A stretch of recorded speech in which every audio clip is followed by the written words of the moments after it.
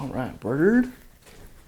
Bring you back here into the office. Talk about post-production. Scooch on in here. Okay, so this is obviously going to be the longest part of the process. You have all the assets. You have the video campaign laid out. You filmed it, and now you have to make the commercial itself. So you're cutting the commercial, and then you are, again, following a script. It's just like any other post-production process in a movie, YouTube videos. You cut the video, you make it make sense. You follow everything you set up in pre-production. Now in post-production, you're just putting it together. So you're going to then send that video to the client. Let's say cut one. Cut one is usually just sort of, cut one's never approval. Cut one is sort of like, here's what I got so far. And then the client will say yay or nay. So the client says yay, then you're like, all right, I'm gonna refine it. Cut two, let's get it a little tighter. Let's make these cuts a little better. Send it to the client, yes, looks good. Cut three, you're gonna now do like sound pass, you're gonna color grade it, you're going to put in their logos at the end. You're gonna kind of wrap it up by the music license, and then cut three, you submit cut three, looks great. And then after that, you send it for approval.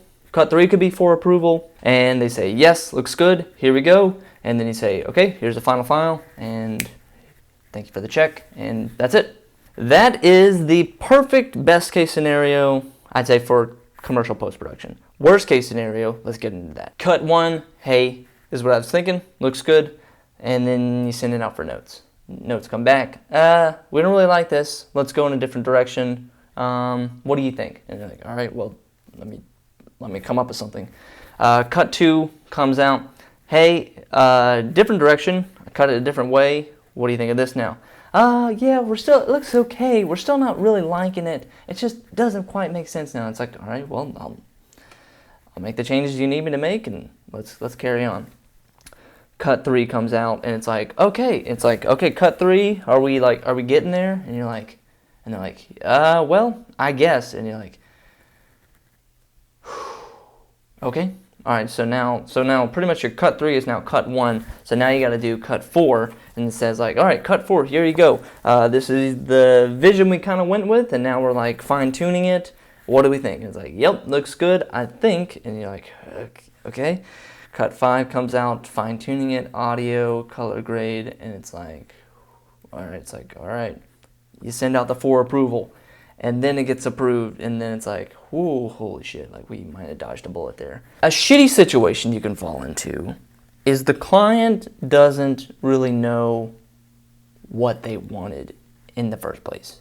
And you've kind of gone along with it, and you've kind of like thought you thought they had an idea. But now that post-production's here, and they're like, and then they start like backtracking on their own script that they wrote in pre-production that you filmed, and now they're like, we need a different video. This isn't how we planned it out, and it's like that to a video production company, and to me is like a scary feeling. It's like, wait, like we went through all this work in pre-production. The script was approved, then we actually filmed it, and it was still like, this looks good, this feels good, and then we get to the end, and it's like, nope, we don't like this, and you're like, what, like, well, so it's like, then you're like, you start to like get like deep inside yourself, you're like, is this my fault, is it us as a video production company that's fucking up, or is it the client? You never want to blame it on the client, but it's like, they sometimes don't know what they want, they don't really know like how they should do the video production process. It's like, or they have bad creative ideas, and it's like, or they bit off more than they can chew. There's a number of situations where it can like get really, really fucked up. Sometimes you just have to say like, well, this is good enough. Let's just wrap this up, and then maybe we'll like try again like in the future. And sometimes you just have to kind of like take that defeat, or or you could just have like perfectionist clients that just don't really know what they want, or they can't really articulate it, so you're just like coming up with something in post-production. Those are good and bad situations in post-production. Again, it's like narrative filmmaking. You get notes, you edit, you do a final cut, you color grade, sound, music, license, upload. So then let's shift over now. Physically. Let's shift over, not that far. let's shift over to execution. So the execution phase is like putting the video into action. So like putting it on Facebook, like making a campaign or uploading it to YouTube or uploading it to the company's website. That's usually done by the ad agency themselves, or that's done by the client. They put it up. Working in this medium a lot with video, you come away with some like, you see how videos work in execution. So you know after a while of watching how these Facebook campaigns have been going, or YouTube campaigns, or you put it on the company website, or you play it at an event, you kind of see how these play out. We're not professional marketers to say, or we don't have a marketing degree, but like part of marketing is just kind of figuring out what works and what doesn't. And as a filmmaker, you watch your client upload the video to Facebook and it does dog shit results, or like they didn't put the right tags on there, or they didn't use the right thumbnail and they didn't put it on the right website correctly. It just wasn't delivered right. You start to see that, and it's like it kills you as a filmmaker, because it's like you work so hard, pre-production, post-production,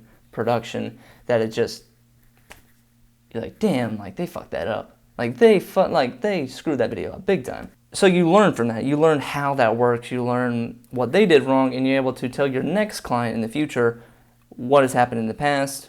Not naming names, but what has happened in the past, and like giving your guidance as a like, okay, this video you're gonna do it here on Facebook. We've seen this happen in the past. We think you should probably do this, and that may work. The execution should have been decided upon in the idea phase, in pre-production. Knowing where it's going to land in pre-production, like you have to understand that in pre-production so that you can shoot it the right way, cut it the right way, and finalize it the right way. That's pretty key to understanding like where the video is going to end. So thank you for watching, guys. I really appreciate you sticking through the series. I really appreciate all of the YouTube fans that have stuck with me for the past couple years, past couple months. Thank you, guys. I'm really passionate about video production and filmmaking and storytelling through video, and I've really found I found this cool way to tell my story through commercial video production. So I'm making commercials, I'm selling shit, and it's like interesting because it's like it tickles my like business side that I like. I think that this is a really great way as filmmakers to get their feet wet for maybe the wedding videographers out there who are looking to get out of the wedding videography business and want to get into a better way to make money, a cooler way, I say, to make money. If you like wedding videography, like go for it, dude. This series and why I speak so passionately about it is because of like how novel the situation is, and how much experience you can gain from it, and have a lot of fun doing it, and also like make money doing it. Like I see the narrative world, I see the filmmaking world, and it can be rough. Like it can be rough, like ramen noodle rough. In the commercial world, it's a little more prolific. Maybe a safer bet for some people. I like it. It's like it's very goal oriented, and it's like you can do some cool shit, and you can kind of like fight the man at the same time. Like you can kind of flip the whole marketing system over on its head. As the filmmaker, you can be the point of inspiration in storytelling for companies, because companies are always trying to tell their story in some way or some capacity through their marketing department, and they're doing it in a very old, archaic, broken way. And you as the filmmaker have this really fucking sweet medium called video. You're able to shape and mold stories and compel people to act. Commercial video production is not all sold out. You can be selling a charity. You can be selling something. You can be selling like cancer research. Or you can be selling some like really powerful, just like deeply impactful work through this storytelling medium. So I love it, and I want to keep doing it. And I encourage you guys to step into it, or maybe like start to think about it, because it's a great way to continue your business as a video production company. Yeah, thank you guys for watching. Again, My name is Jordan Anderson. If you still have any questions, of course, leave it in the comments. Go back and watch some of these other videos. Try to like parse them out. If there's still confusion, maybe I'll do like a wrap-up video. If I see that there's a lot of confusion from all these videos that I just made, then I might make a follow-up video to kind of clarify everything. I'm getting long-winded. All right, thanks for watching. Yeah, so thanks for watching, guys. My name is Jordan Anderson. I'll see you next time.